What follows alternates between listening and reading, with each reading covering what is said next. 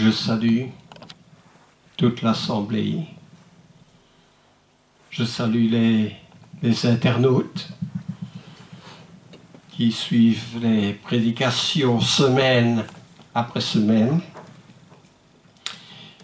Il y en a plusieurs qui sont partis en congé. Nous prions pour eux, nous leur souhaitons de bonnes vacances. Et nous qui sommes ici, nous sommes toujours dans la réjouissance par ceux qui se sont convertis dans les 3 semaines précédentes, au nombre de 7 baptêmes. Alors, le baptême, c'est le début d'une vie différente. Je me souviens, lorsque j'étais jeune, le missionnaire qui était là me parlait quand même beaucoup du baptême et je savais que c'était juste, je savais qu'il fallait le faire, mais j'étais hésitant, autrefois catholique avec ma famille. Et puis après une année d'études sérieuses dans la parole, je me suis décidé à le faire. Je ne l'ai jamais regretté. C'est peut-être une des plus belles choses de ma vie.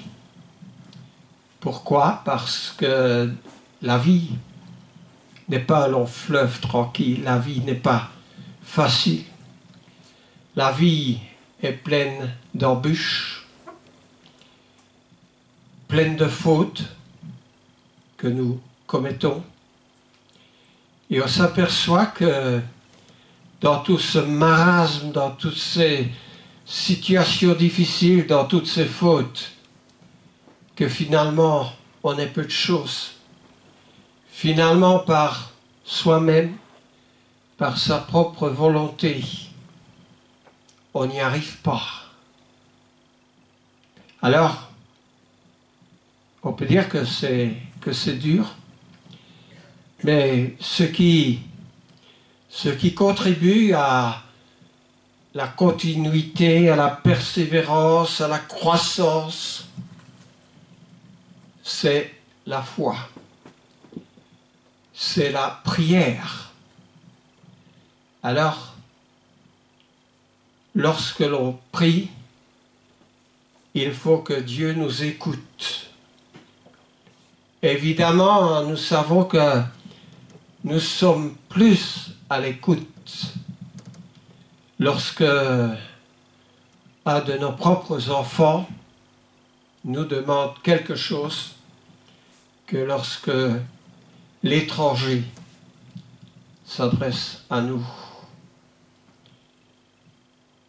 Et cela est important parce que ceux qui n'ont pas grandi dans la foi, ceux qui ne prient pas, eh bien souvent, ils reculent.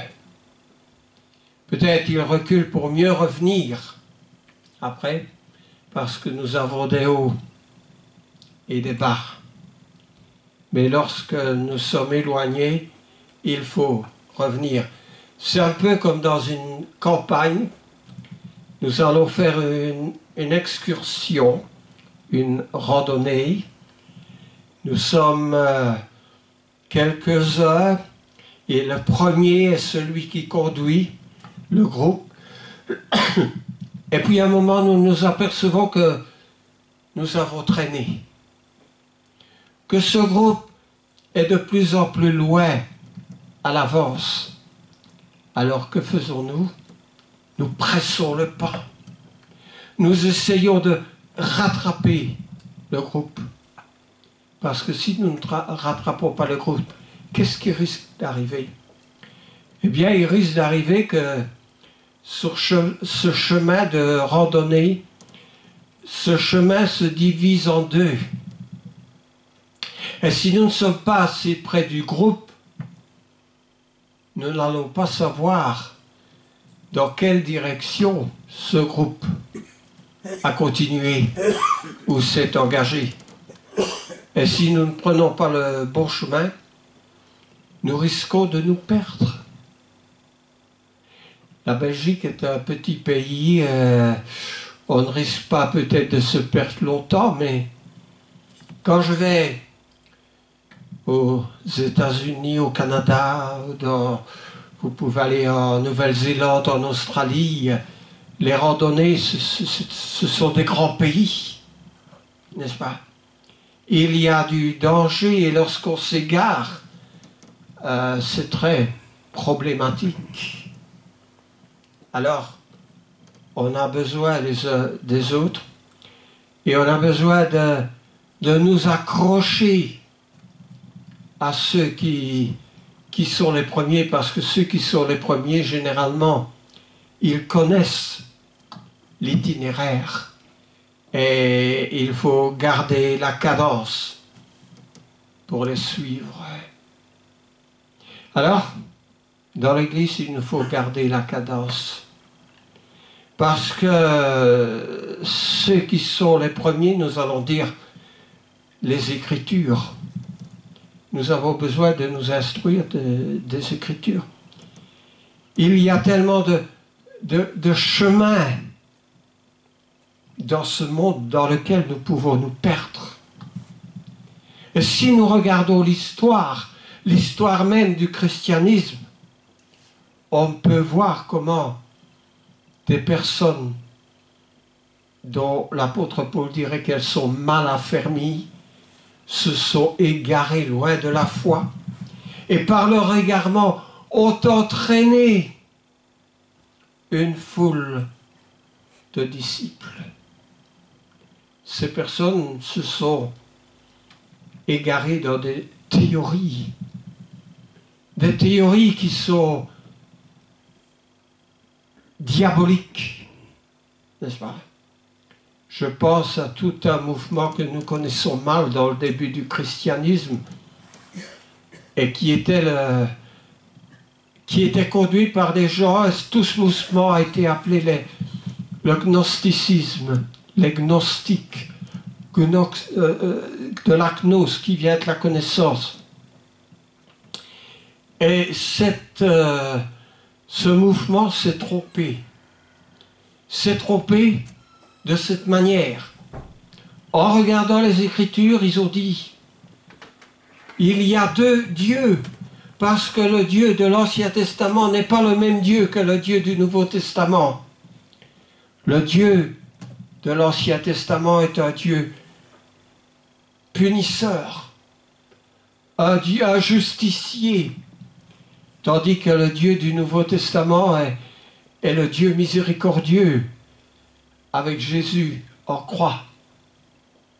Et ils ont fait du Dieu de l'Ancien Testament un sous-Dieu, en quelque sorte. Et le Dieu du Nouveau Testament, c'était l'être suprême dans les cieux. Et puis ils ont pris des théories qui venaient du paganisme et ils ont créé des assemblées et des églises par dizaines, par centaines dans l'Empire, mais qui étaient tout à fait à côté de la vérité.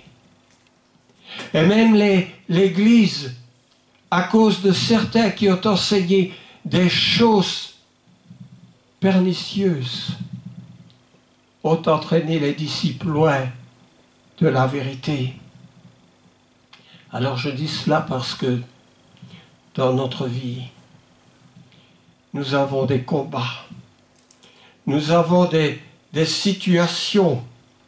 Je pense à une situation parmi les Corinthiens qui disait aux frères, parce qu'il y avait beaucoup d'erreurs, l'apôtre Paul a écrit à l'église à Corinthe pour corriger les erreurs. Parce que des erreurs, il y en avait beaucoup. Il y avait des chrétiens qui se traînaient devant les tribunaux. Et l'apôtre Paul leur a dit, mais ne faites pas cela. Les histoires qui qui se passent dans la famille du Christ ne doivent pas être traînés devant les tribunaux. C'est en 1 Corinthiens au chapitre 6. Il y avait toutes sortes d'erreurs qui ont égaré les chrétiens, à tel point que même la résurrection de Jésus était mise en doute. Alors nous avons commencé les mercredis d'étudier l'épître aux Romains. Mercredi passé, nous étions assemblés pour commencer cet épître aux Romains qui parle de la foi. Et dans le premier chapitre, je voudrais prendre quelques versets seulement où Paul, qui s'intitule serviteur de Jésus-Christ, appelé à être apôtre, mis à part pour annoncer l'évangile, qui avait été promis auparavant de la part de Dieu par ses prophètes dans les Saintes Écritures, et qui concerne son Fils, né de la postérité de David selon la chair, et déclaré Fils de Dieu avec puissance, selon l'esprit de sainteté, par sa résurrection d'entre les morts. Il est étonnant qu'il y en ait un si grand nombre qui se soit égaré jusqu'à déclarer qu'il y avait de Dieu, parce que dans les Écritures, nous ne trouvons qu'un seul Dieu. Dieu dit lui-même, dans le prophète Ésaïe, « Hors de moi, il n'y a pas d'autre Dieu. Il n'y a pas d'autre Dieu, je suis le seul Dieu. » Alors, qu'est-ce que nous voyons ici? Le Dieu de l'Ancien Testament, qui, dès le début du monde, connaît cette situation chaotique parmi les hommes sur cette planète et qui établit un plan. Et si nous regardons ce plan, le plan de Dieu, cela va nous aider à rester dans les limites acceptables. Il dit ici, l'évangile qui avait été promis de la part de Dieu par ses prophètes. Que pouvons-nous dire de cet évangile qui est promis? Nous pouvons dire d'abord que quand Dieu, qui voit tout du haut des cieux, voit cette famille d'un homme juste qui s'appelle Abraham, il lui dit, sors de ton pays. Sors de ton pays, sors de ta patrie et va dans le pays dans lequel je te montrerai. Abraham pouvait-il imaginer le dessein de Dieu que Dieu avait pour lui? À partir du moment où il dit sors de ton pays, sors de ta patrie. Souvent, par le dessein de Dieu, nous commençons quelque chose que nous ne comprenons pas. Mais c'est la volonté de Dieu que nous suivions telle direction. Et lorsque nous nous engageons dans cette direction, Dieu est avec nous.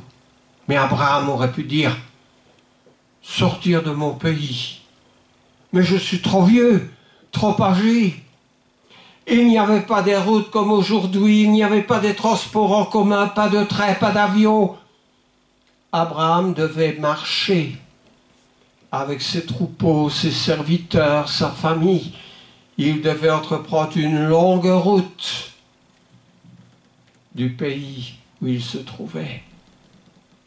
Mais le simple commandement où Dieu lui dit « Sors de ton pays », Abraham ne dit pas tout ça, il ne dit pas « je suis trop âgé », il ne dit pas « je suis trop vieux », il ne dit pas « le chemin est trop long ». Il dit « oui, Seigneur, me voici. Oui, Seigneur, je te suivrai. Et alors, un petit peu plus loin, que dit Dieu à Abraham? Abraham, va-t'en de ton pays, de ta patrie, de la maison de ton père, dans le pays que je te montrerai. Dieu ne lui montre pas toujours tout de suite. Dieu ne nous montre pas toujours l'avenir. Je ferai de toi une grande nation. Je te bénirai. Je rendrai ton nom grand et tu seras une source de bénédiction. Abraham aurait pu dire, ah, Seigneur, que c'est beau ce que tu dis, la cause toujours. Ou bien Abraham aurait pu faire semblant d'y croire, de dire oui Seigneur. Mais s'il ne comprenait pas, s'il ne voyait pas vraiment ce que le Seigneur voulait dire, il lui restait quelque chose à faire. Donner sa confiance à Dieu. Et là je m'arrête. Est-ce que nous donnons notre confiance à Dieu pour l'avenir? Lorsque j'étais plus jeune, lorsque j'étais seul, je n'avais pas de famille, je n'étais pas dans ma ville ici et je me sentais abandonné, mais le Seigneur avait un plan. Il fallait suivre ce plan. Et aujourd'hui, lorsque je me retourne vers l'arrière, je vois une famille selon la chair qui n'est pas petite. Et je vois une famille plus grande qui est une famille spirituelle, ma famille en Christ. Et je me dis quand même, Seigneur, tu fais bien les choses. Tu avais raison. Et si le Seigneur nous fait prendre une direction, c'est une direction sûre pour l'avenir. Alors, l'avenir, c'est quoi? Ce n'est pas sur cette planète Terre. La Bible nous dit que nous sommes des voyageurs, des pèlerins, des étrangers sur cette terre. Mais nous allons vers un lieu céleste que Dieu a préparé pour nous. Les Écritures nous le disent. Est-ce que nous croyons cela? Avons-nous cette confiance en Dieu? Il faut continuer ce chemin. Il nous faut mettre un pilote automatique au-dedans de nous. Ça veut dire qu'il faut nous laisser conduire par le Seigneur vers la direction qu'il a entreprise. En Romains 5, que nous lisons, il dit qu'il avait déjà par ses prophètes annoncé ces choses. Eh bien, il y a Abraham, il y a Moïse, et en Moïse, que pouvons-nous lire de Christ?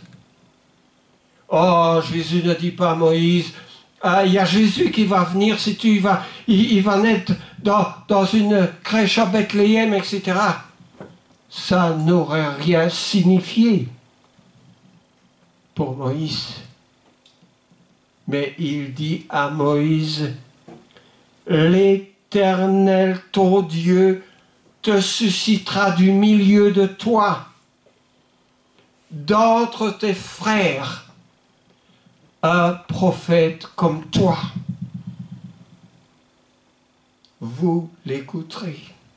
Je suis en train de lire un passage du livre de Deutéronome au chapitre 18 et le verset 15. Deutéronome 18, verset 15. L'Éternel, ton Dieu, te suscitera du milieu de toi un prophète comme toi. Ah. Et puis l'Éternel le répète au verset 18, je leur susciterai du milieu de leurs frères un prophète comme toi.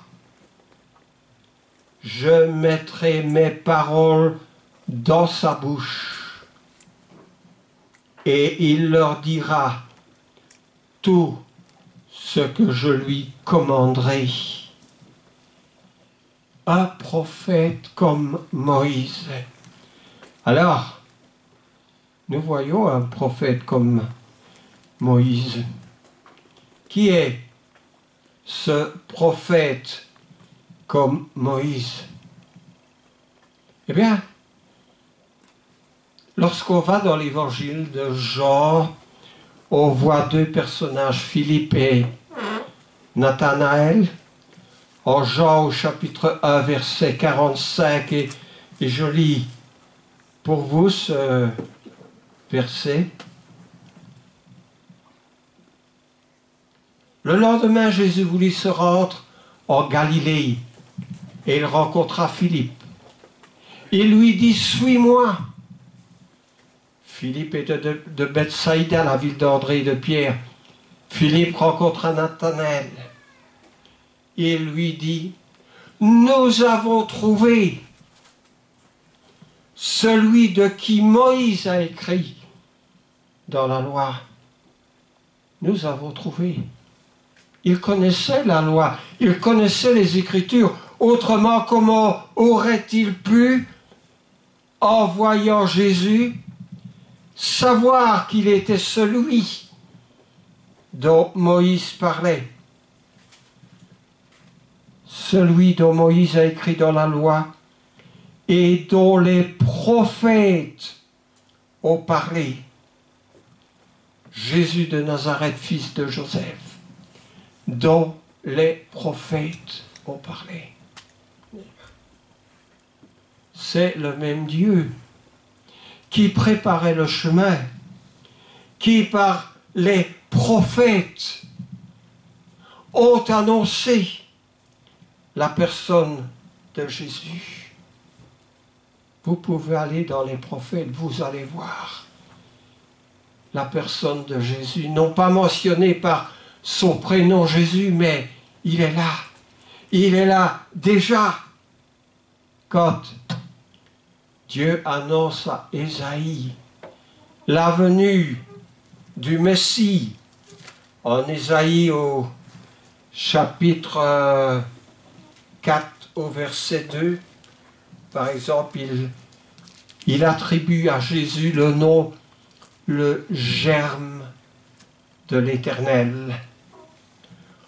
En ce temps-là, Ésaïe chapitre 4 verset 2, le germe de l'Éternel aura de la magnificence et de la gloire, et le fruit du pays aura l'éclat de la beauté pour les réchappés d'Israël.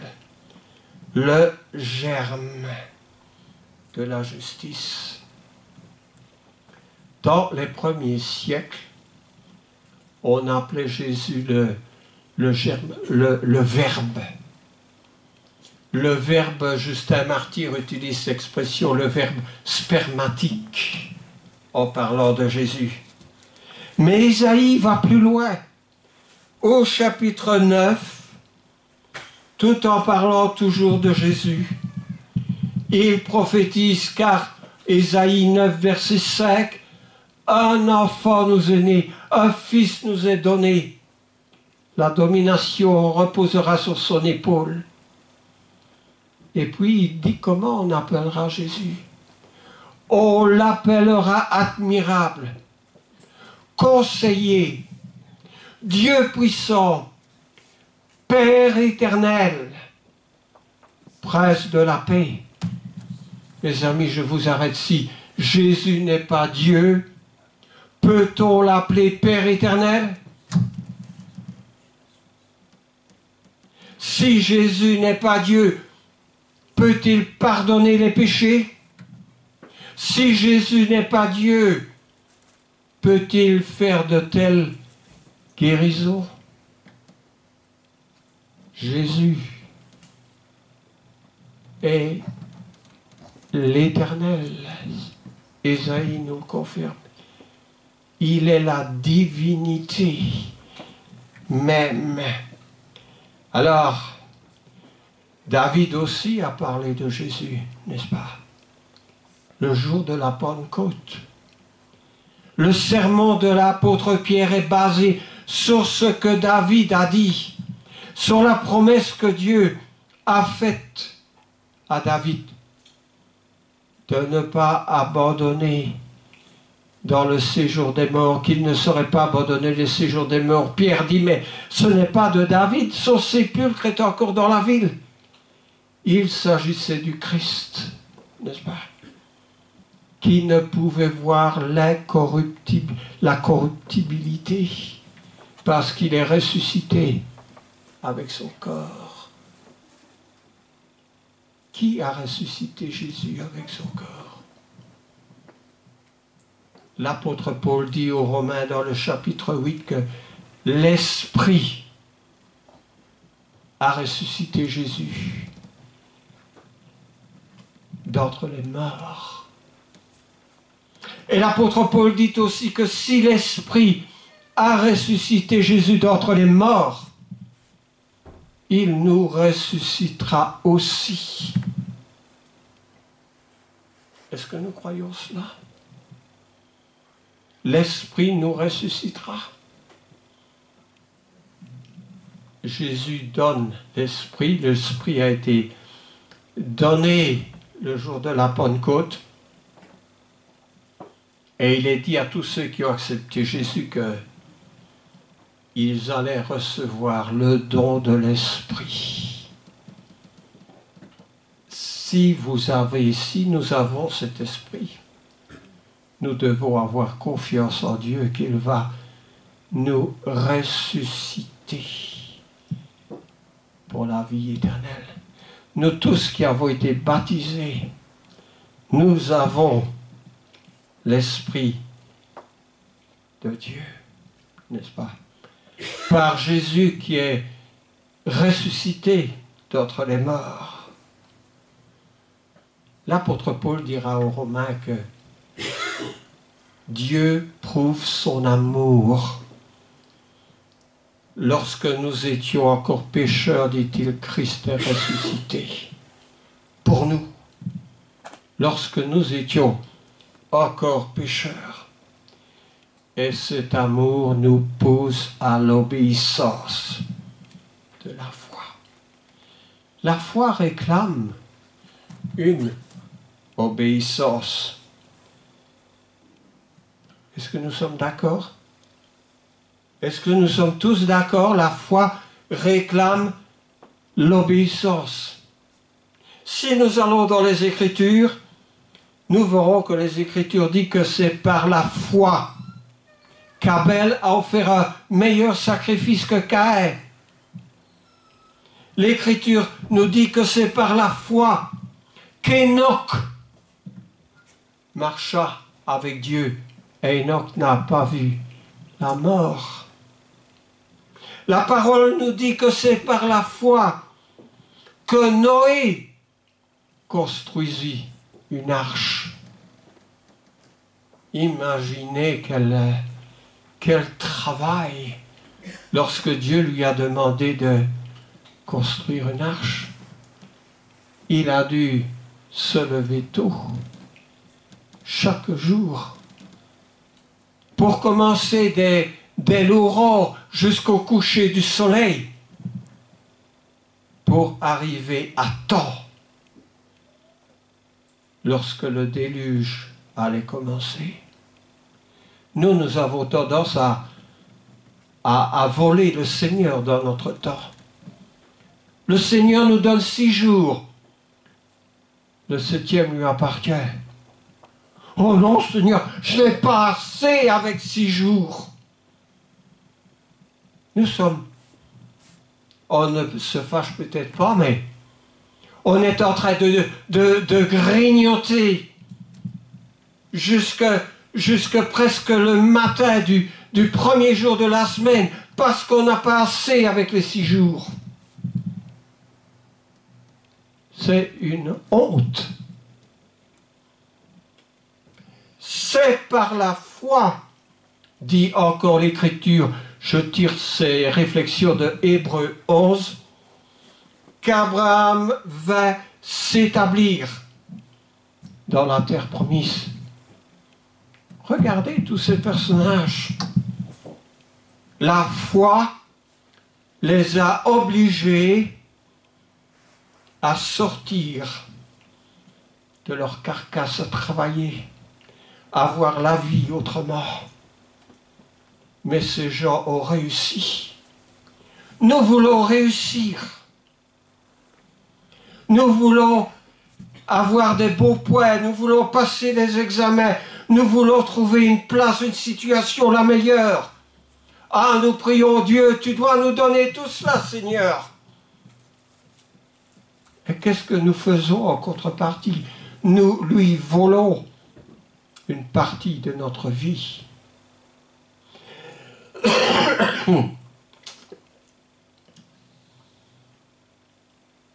La Bible, si elle parle de la foi, parle aussi d'une foi morte. Nous avons peut-être une foi, mais peut-être cette foi est une foi morte. Cette foi morte, cette foi qui réside dans nos cordes vocales et pas dans notre cœur. Quand je dis dans nos cordes vocales, parce que dans nos prières, nous pouvons sortir tout et n'importe quoi dans nos prières. Mais Jésus dit, c'est du cœur que viennent les mauvaises choses, les mauvaises pensées. Alors Jacques, qui était le demi-frère du Seigneur, il dit, à quoi bon de dire qu'on a la foi si on n'a pas les œuvres? Cette foi peut-elle le sauver? Jacques pose à la fois la question et la réponse. Cette foi-là, cette sorte de foi-là, peut-elle le sauver? Alors je vais dans Jacques, brièvement au chapitre 2, et dans le verset 14. Le temps de tourner les feuilles, Jacques 2, verset 14. Mes frères, à quoi bon de dire qu'on a la foi si on n'a pas les œuvres? Cette foi peut-elle le sauver? Je descends un petit peu lorsqu'il dit si la foi n'a pas les œuvres, elle est morte en elle-même. On a vu Abraham, Enoch, David, Noé. Leur foi n'était pas une foi morte. Notre foi est-elle une foi vivante ou une foi morte? Soyez froid ou bouillant, mais Dieu dit, je vomis les tièdes. Ah oui. Mais veux-tu comprendre, homme vain, que la foi sans les œuvres est stérile? Abraham, notre père, ne fut-il pas justifié par les œuvres pour avoir offert son fils Isaac sur l'autel? Tu vois que la foi agissait avec ses œuvres, et que par les œuvres, la foi fut rendue parfaite. Alors, moi je pense en terminant aux apôtres. Aux apôtres qui ont dit à Jésus en Luc 17, augmente, Seigneur, notre foi. Augmente notre foi. Eh bien, je vais dans Luc, au chapitre 17. Et dans le chapitre 17, au verset 5.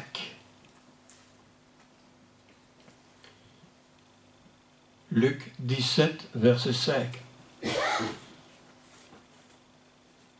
Les apôtres dirent au Seigneur, augmente-nous la foi. Et le Seigneur dit, Jésus dit, si vous aviez de la foi comme un grain de sénévé, vous diriez à ce sycomore, déracine-toi et plante-toi dans la mer, et il vous obéirait.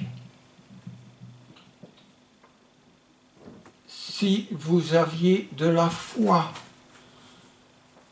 dit Jésus, comme un grain de sénévé, la plus petite des semences. Alors, si nous manquons de foi, nous devons demander à Dieu, nous devons prier. Que Dieu vienne à notre secours. Mais aussi, en même temps, nous devons prendre cette décision de continuer de vivre selon les préceptes, les commandements et selon l'amour de Dieu. La chose dont peut-être le monde a le plus besoin, c'est l'amour. L'amour. Notre Dieu est un Dieu prévenant. Nous avons besoin d'être nous-mêmes prévenants. Nous avons besoin nous-mêmes d'être justes, d'être miséricordieux. Nous avons besoin, comme l'apôtre Paul le dit aux Corinthiens, d'amour. L'amour ne soupçonne point le mal. L'amour veut le bien de notre prochain. L'amour ne fait point d'acception de personne. Cet amour n'est pas un amour hypocrite. Parce que si notre amour est un amour hypocrite, Dieu nous attend au tournant. Satan a eu Jésus parce qu'il a produit des faux témoins. Alors que la parole de Dieu disait de ne pas porter de faux témoignages. Mais quelquefois dans notre faiblesse, nous portons des faux témoignages et il faut faire attention. Nous devons être justes, nous devons devant le Seigneur être aussi droits que possible, d'être miséricordieux, parce qu'il est miséricordieux. Alors que Dieu nous aide, parce que tout ça, ce sont les qualités de la foi. Que Dieu bénisse sa parole et que le Seigneur soit avec nous tous les jours de notre vie pour que nous puissions arriver à être du bon côté dans le séjour des morts. Pas du côté où nous allons dire « Ah, Père Abraham, c'est terrible. Envoie auprès de nos bien-aimés quelqu'un pour leur dire qu'ils ne viennent pas où je suis. » Ils ont Moïse et les prophètes qui les écoutent. Mais le pauvre riche était consolé. Tu as eu, dit-il, tes biens, tu as joui de toutes ces choses. Abraham dit au riche, mais celui qui est pauvre,